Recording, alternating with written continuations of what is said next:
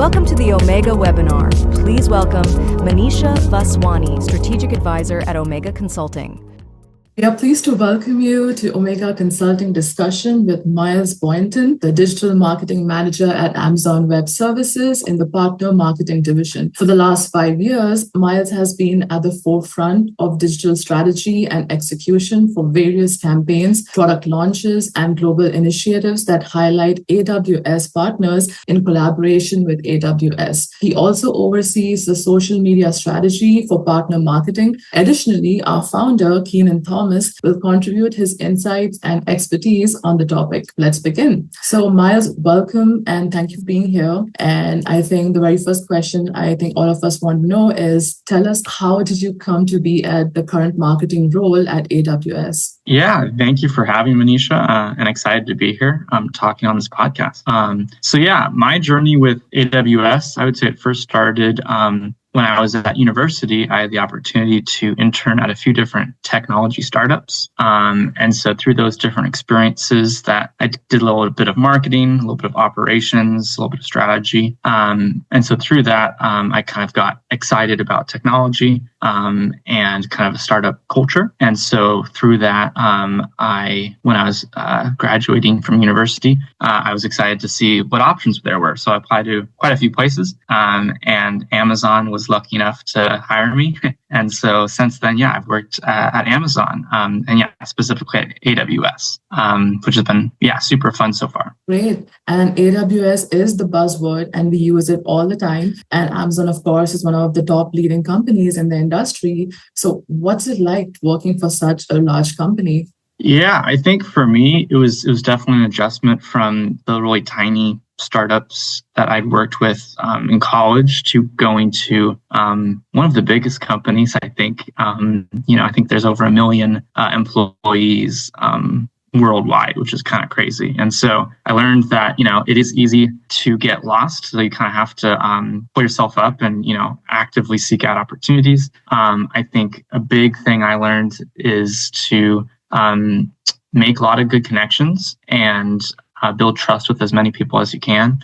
So that way, whenever you have a question or a new project that you're unsure of how to get started, or you did a great job of something and you want feedback on it, you know who to go to and the people that will have your back. And so definitely getting to know as many people as you can definitely makes all the difference, I think, at such a huge company. That's interesting. There are so many people who would like to get through to AWS and work with Amazon, but some get through and some do not. Are there any key skill sets or mindsets that you think have contributed to your success at AWS? Yeah, very good question. I think, it's very dependent on what your job role is. So my answer will be very different from if you're a developer or software engineer, because that's, a whole different skill set. But I think, by and large, being adaptable and being ready to dive into new projects, because I think it's very easy at Amazon to get sucked into a lot of different things that you might not have signed up to do. And so being willing to tackle those new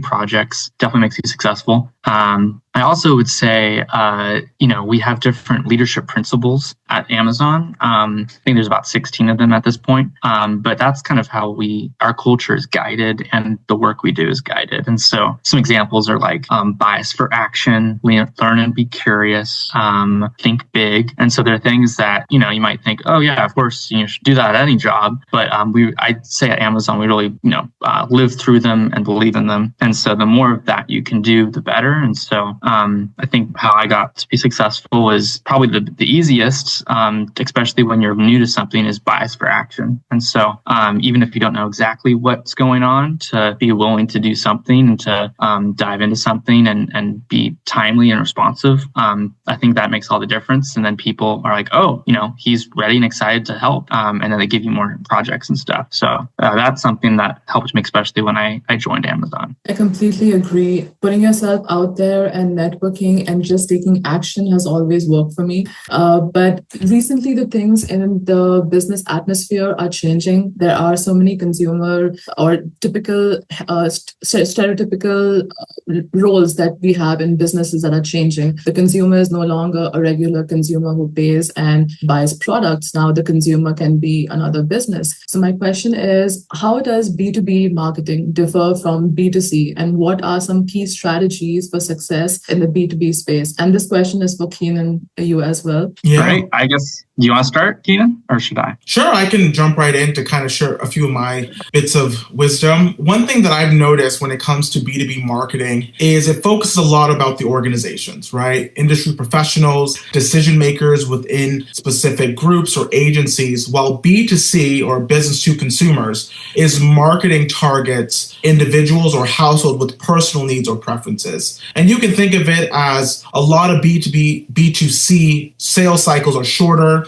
and can be influenced by emotions or trends that individuals face, especially if it's, your average consumer, like your mom, your dad, just to name a few. When it comes to some of the messaging, right, for B2B, business to business, is more formal, focused on expertise, return on investment and problem solving, often highlighting case studies, white papers, and a lot of product demos for sure, in order to convey your message of value to those businesses. But the one thing that I really appreciate from the successes of the key strategies in the B2B space is mainly the formality and how well companies are able to truly convey value as well as that return on investment to businesses. So when developing or approaching another business, it's really crucial to ensure that you understand the payback period. If a company is going to be investing thousands of dollars into your product,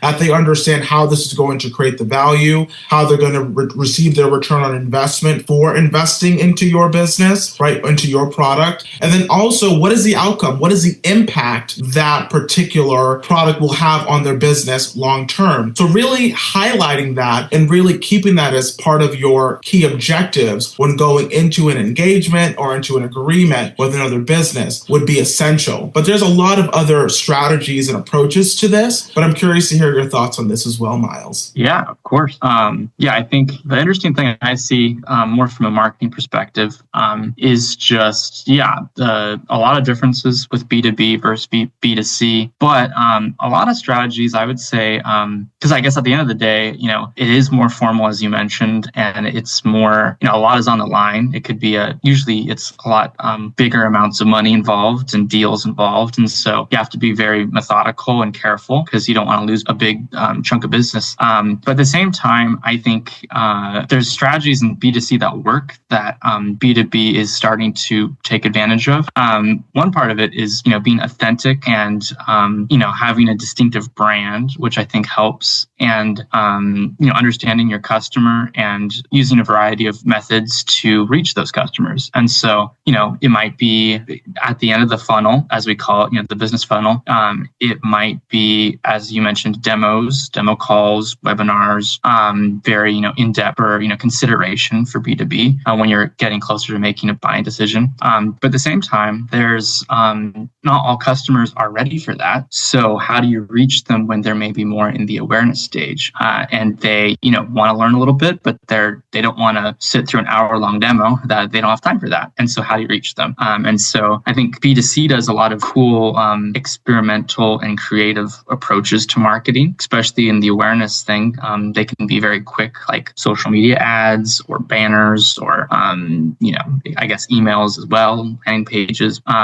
And so a variety of different things you can try. And that's something I've started to notice in B2B more, especially over the last few years, a lot more interest in videos and social media. At Amazon AWS, we're kind of following that, where you might have seen like, cool stat that NFL ads for AWS for, NFL football games, where, that's not going to make a big company decide to buy something right then and there, but keeps them excited and interested, and is a creative approach to reaching new customers that might have not been aware of what AWS is and how, their cloud services and, analytics and whatnot, what they can do for their business. I did not have the opportunity to be on that campaign, but I think it's a great example of where B2B can still be creative and fun. And, it's all about kind of testing new things out. I think B2C, it's a lot quicker. So sometimes you can test ideas out a lot sooner, but I think, B2B is doing more of that. Great insights. And we have another buzzword that's been doing the rounds, that's AI. Do you think that AI would fundamentally change the landscape of marketing, especially within the B2B tech space? That's a great question. And oftentimes people don't have those conversations about the aftermath of artificial intelligence in marketing because it's so new. There's a lot of new tools being developed. A lot of companies are integrating different protocols and policies in place to start rolling a lot of these artificial intelligence operations or bots, if you will, into their organization. So we'll begin to see, I would say, in the next year or so, really how these AI, fundamentals are really impacting marketing on a cost effectiveness scale. But one thing that has come to mind is the most effective B2B marketing strategies, increasingly integrating artificial intelligence, is through the use of personalization and instant engagement, seamlessly being embedded, especially when you think of companies like Meta. If you are a user of Meta and you're leveraging Facebook to communicate with your family and or friends, you would notice that in certain aspects that you would receive advertisements from websites that you were going through. I know recently I was looking for some presents for family members during the Christmas season, and I would see as I was scrolling through Facebook that there would be pop-ups of advertisements from companies that I was looking into and or purchasing products from. And I thought, how are they getting this data? But then I also think that AI is powering the data analysis and automation that enables the highly personalized marketing campaigns that companies like Meta are leveraging, while also facilitating real-time interactions through chatbots and other conversational interfaces. I know at Omega Consulting, we rolled out 2 years ago XChat, which is very similar to a chatbot, but it practically is utilizing just the data on our existing website. So if you can think of a chatbot, or in this instance, OpenAI is a very popular chatbot, where it gathers information from the World Wide Web, but the XChat is very unique because it's just curating data from just your individual website. So if you have another business that's interested in your services, they'll put in a query like, what are the services of this business? And it'll come up with those results without giving any other infiltrated information about what other competitors are doing, etc. So I think all in all, the B2B tech space when it comes to AI marketing is extremely exciting, but more so there's a lot of innovation being utilized to really personalize the experience. For sure. Yeah, I agree there. And I think obviously on the content side, like what the customer is seeing, I think, a lot of companies are investing in AI to create better user experiences, like websites, etc. As you mentioned, like chatbots, that's a huge thing. And then, creating content. I think what's interesting is that some of it, because AI is so huge, a lot of people are interested in the effects of it and, when to use it, when to not, and what type of content is best. I think an example can be, certain like descriptions or copy can be, that's a great example where you can train an AI to write in your language, your brand, and that's kind of automated and can help reduce a lot of time. I also think though that you still want someone at the end of the day to check it out and make sure the prompts are working the way they're supposed to edit as needed, and to give it occasionally that human touch that sometimes it doesn't always have. I think a great example for marketing too is the operational side of AI. As far as like just because you're seeing like maybe ads or images that maybe AI created, automated all of the work in the background of, internal processes, internal reviews, countless things like that, where AI is like the powerhouse, and it already is saving a lot of time, energy, and that's a huge, I think, value to companies and to marketing teams. And so consumers may not be seeing that, but marketing teams definitely are. And I think, especially in B2B, a lot of B2B companies are, even creating their own AI to tackle challenges, like you mentioned, Keenan. Interesting. It's funny that before this meeting, I was actually chatting with a chatbot, and I was repeatedly typing human agent in the chat, and it would not connect me. But with AI generating so much more content, how can brands ensure that they maintain a human touch? Is it even possible? Is it even necessary at this point? And I think you can never lose the human touch, regardless of how advanced these AI bots or content becomes, if you will. One thing that came to mind is to maintain a human touch in AI-generated content, brands should focus on authenticity, like Miles mentioned earlier, personalization, and you have to have some sort of human oversight by incorporating relatable anecdotes, just to ensure that the content aligns with your voice as a brand, right? And having human editors to review the AI outputs before publication, because if you are just going to utilize these AI generated content and just post it, let's say to LinkedIn, for example, and it doesn't have your brand voice, then you're going to receive a disconnection immediately. And people are not going to people are not going to share. And I think it's very easy for the consumer of this content to say, this is written by a robot, right? There's no heart to it. There's no energy behind this, right? It's almost as if there's no purpose. It's just, here's some information, read about it, right? And I think at that point, anyone can do that. But I think what really sets a lot of companies apart that I really aspire to are those that really focus on how do we leverage AI to give us ideas for how we can improve our content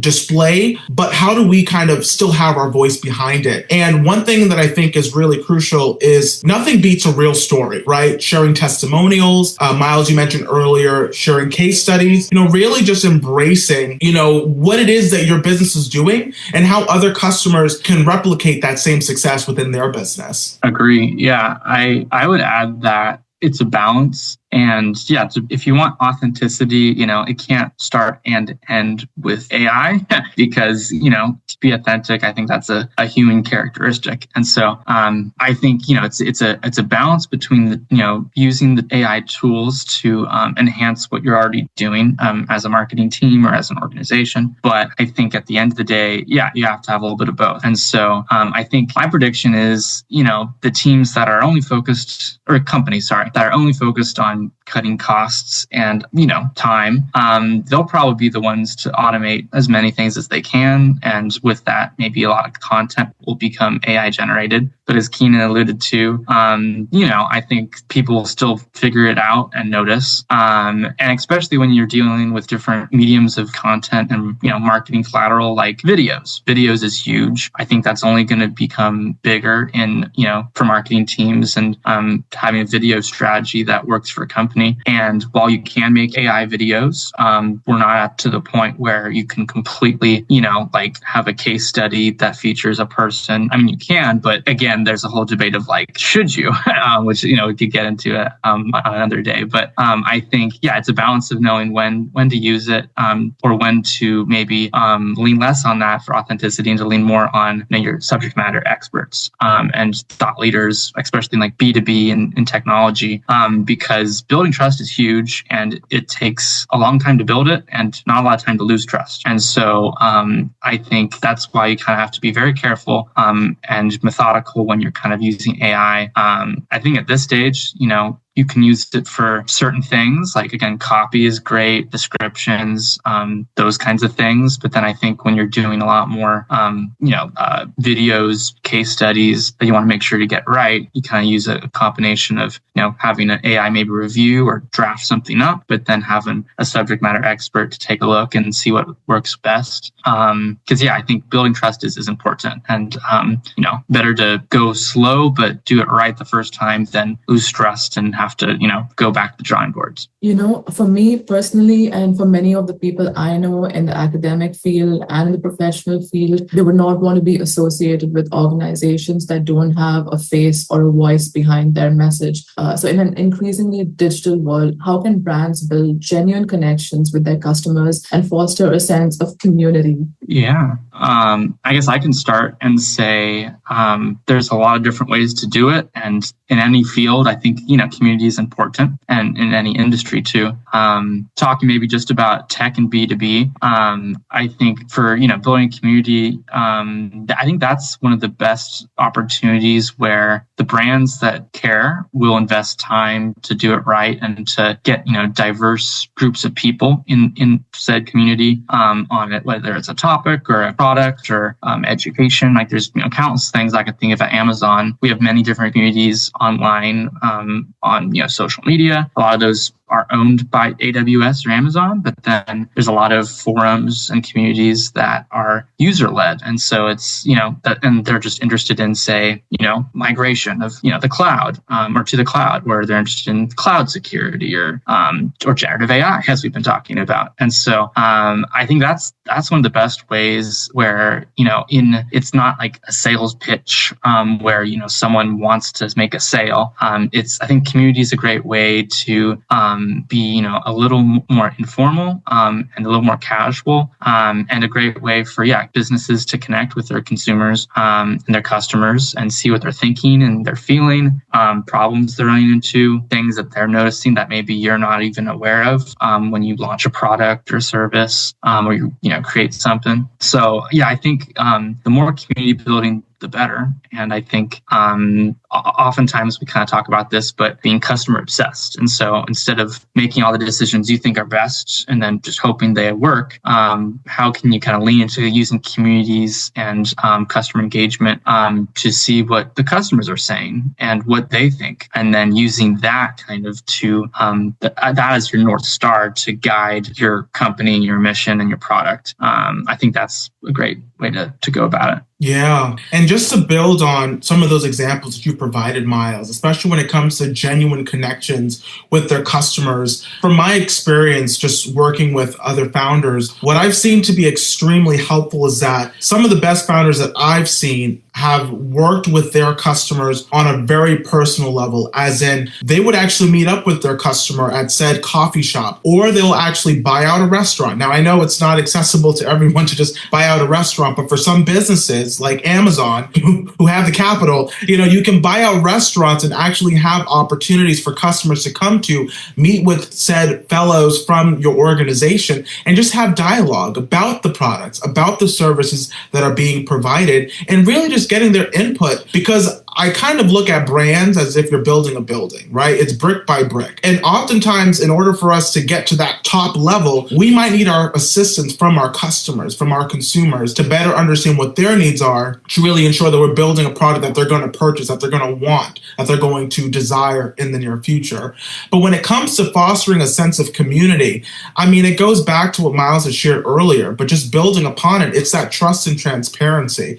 You really can't develop a strong community of people, professionals, if you're talking about B2B, and expect them to want to be part of a community that's lackluster. You really have to create a community where it provides learning opportunities, where there's feedback, we call it the feedback loop, and when there's also opportunities for innovation where customers can say, you're not providing this service right now, but I think this would be really cutting edge. And being able to have those dialogues can actually help your business in the future. Being able to integrate that feedback, that customer explanation for what they believe would be what they need. Because at the end of the day, it's really how can our service better suit their needs? And the better you're able to understand what the community needs are, what your customer needs are, or what your business needs are, the more I believe your brand's going to stand out amongst the rest. There is for sure a need between the customers and the organization. There has been so much research published that talks about the message that the CEO communicates to the outside world and actually make the company profitable or suffer losses. Even in Shark Tank videos, you can see that the entrepreneurial journey of an entrepreneur wins out the actual product. So how do you see the role of storytelling evolving in the B2B marketing sphere, and how can brands use it to connect with their audience on a deeper level? In evolving B2B marketing, storytelling moves beyond simple product features to humanize brands, right? Storytelling, testimonials, case studies, in my opinion, that's make or break it. Because if I, as a consumer of your business product, for instance, if it doesn't really relate with my business needs, then I'm going to go someplace else. But if we have a relationship, right? If we're fostering deeper connections through relatable narratives and emotional resonance, ultimately building trust, like Miles shared earlier, and loyalty, then I'm more willing to go to this brand more consistently because I've built an established understanding that they're developing a product that I'm going to need. But here's how brands can leverage storytelling to connect with their audience. While B2B decisions are often based on logic, emotions still play a crucial role, right? Stories that evoke emotion, whether it's the relief of solving a persistent problem, the excitement of innovation, or the satisfaction of partnership, can be incredibly persuasive. I think sometimes we don't give enough credit to a good story because I believe the story tells about the problem, it tells about the process, and then it gives you the solution. And if you're not able to convey that in your storytelling in B2B marketing, then you're going to lose your base. You're going to lose the attention of those that you're trying to target because it's not resonating. And I think people are really drawn to their emotion. If they feel it, then they're going to do it, right? If they feel like purchasing said product, they're going to go out and purchase it with their credit cards or their debit cards. Now, if they're against it, then they're going to provide pushback and they're going to go to a competitor. Now, in order to get that, goes to my previous response, is that customer feedback. Because if you're not aware that your storytelling is a little bit off, then you're not going to be able to connect with your consumers. And then they're going to obviously, it's not going to help your business in the long run. But I'm curious to get your thoughts on that, Miles, because you are the expert in this space. Thanks, Keenan. I have two ideas for storytelling. I think one is how you storytell, and then who is the doing the storytelling. And this, changes very differently depending on what type of marketing you're doing. I see one strategy. I'll start with, with who's doing it. So more and more, influencers and creators are a huge part of storytelling and marketing because I think businesses, especially primarily in B2C right now, they realize that, why have our big brand just do a post? Maybe a lot of people see our ad when we do a Super Bowl ad, but maybe they're not following our social media handles, and they're not going to see or care. Whereas if we have, creators, I'm kind of thinking about Coca-Cola right now, but creators who are cool, they're in touch with culture, they have unique perspectives, use cases potentially. How can we get them involved? And they have their own set of audiences that maybe as a brand we would have a hard time reaching, but using creators and influencers, they're going to do it even better than we could. And they'll become brand advocates, especially if they like our product already. I think this is a big thing and trend that is obviously happening in B2C. We see it a little bit in B2B, but not as much. I think that's going to grow, though. I think successful brands are going to do a lot more of that.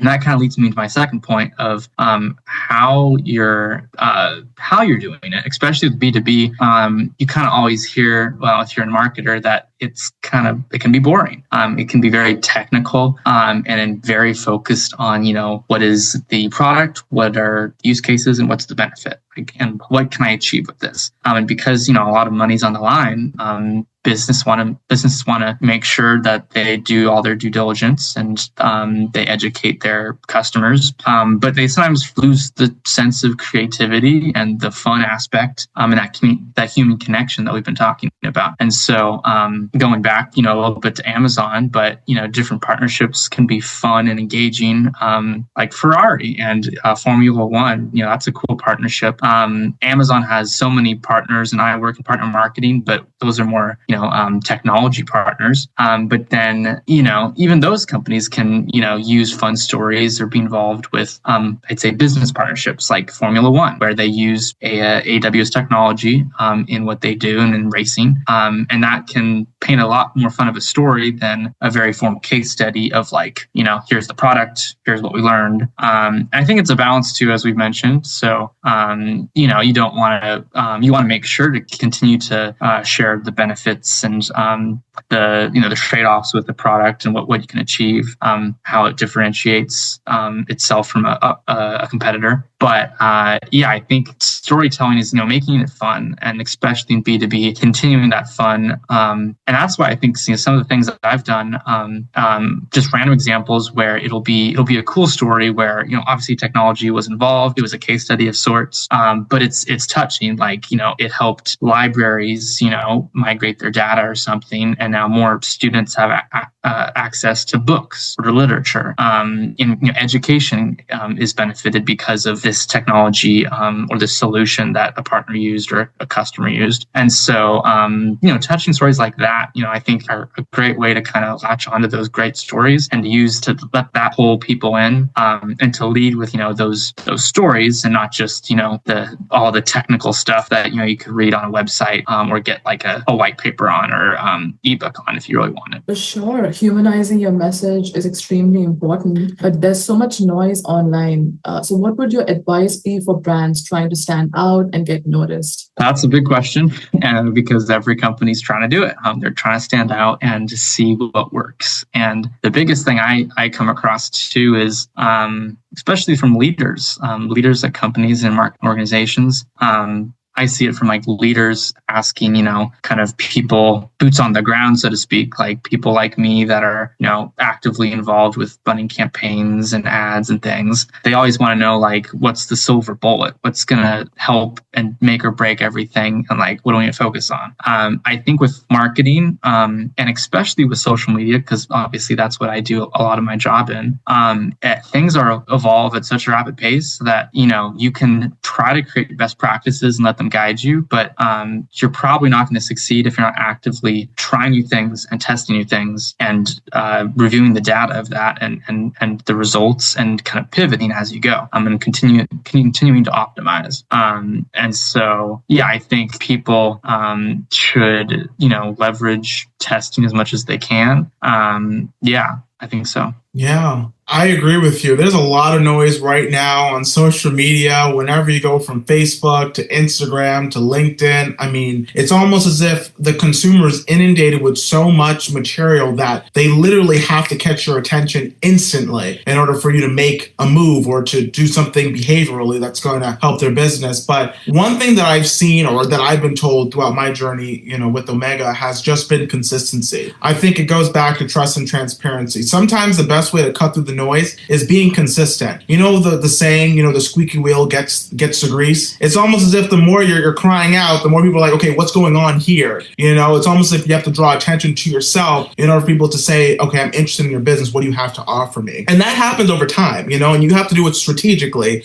and you also have to do it with the right messaging, going back to what I shared earlier. But one thing that I think is so important when it comes to cutting through the noise is really addressing the pain points. Like the more you pick at the other businesses' pain points in their business structure, and you're saying, hey, we have the solution, the more they're willing to say, okay, I can see that you have the solution to my problem. How are we going to go about doing that? And many times, I think that's more effective when it comes to cutting through the noise than just sharing a lot of beautiful imagery and designs and videos. I mean, a lot of companies are doing that, but when you watch the videos or when you hear the testimonials, it's not resonating. I think when you hit those target pain points and you address the pain points as they are and you show the solution, I believe 100% that you'll be able to cut through the noise. Agreed. And to echo that, I realized, consistency that's the name of the game too. And having a long-term approach, because some things won't work, but if you know your audience and you know yourself and your brand and your company, then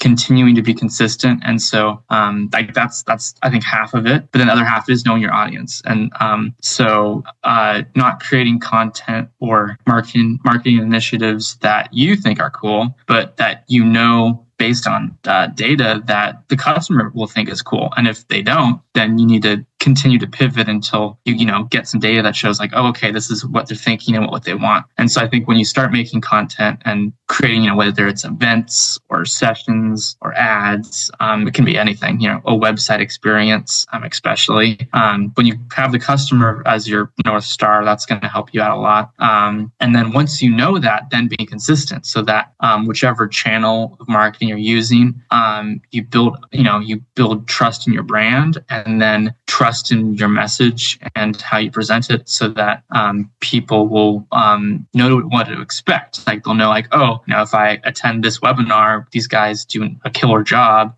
They're very thorough. They do X, Y, and Z, which is what I need. Same with social media. I think a lot of with a B2C, but people like, different creators and influencers and sometimes brands even because they're funny or they hit an emotion that makes them laugh or engages with them. Or if it's like a product, then, they know like every post is a cool announcement of a product and they're excited to check it out. Because once you build credibility with your audience, then the more you give them what they want, the more they want more and they want to continue to be engaged. So I think consistency and knowing your audience is big, just like you were talking about, Keenan. Agreed. And wrapping up, and Miles, this one is for you. What tips would you give young professionals who want to succeed in marketing, especially in the tech industry? Yeah, great question. And I think there's a million things you can do, but some of the things that I've learned and found to be successful would be, as I've mentioned at the beginning, bias for action and being action oriented, especially when you start out in your career. I think at a certain point too, though, it's also knowing when to say no, but that kind of comes a little bit later. But, when you first get started, just doing all the projects you can do, especially getting experience in a lot of different areas of marketing. That was the thing that I learned when I joined AWS. I initially actually got hired as like a product marketing manager or, associate. But then, COVID happened. And so I was kind of redirected into partner marketing and then became a digital partner marketing manager. But I don't think I even really knew what product marketing was. And I definitely had never heard of partner marketing. And those are just two of the many areas of marketing. And that's just one part of a business. And so being able to, get comfortable with as many parts of marketing as you can helps. And then, once you're kind of, you hit the ground running and you've got some projects under your legs, building trust with leadership, because then they're the ones where, a new initiative will come along and they'll say, who do we have that can help with this, that we trust, that will do a good job, even if they're a little new to it. And those are like, the things that will get you promoted, the things that will probably excite you more than some of the day-to-day things in your job. Those are the things that the tasks that you'll grow in a lot. And so having as close a relationship as you can to your leadership is definitely, going to help you in the long run. Those are a few things of the many things I've experienced while at Amazon. So interesting. And Miles, this was such a great session and this was so informative. Thank you so much, Miles, for being here. We appreciate your insights and contributions to this conversation. And I'm sure Keenan agrees as well. It was a great pleasure having you here as a guest today in today's discussion. Thank you so much. Yeah, thank you, Manisha. And thanks, Keenan, for having me.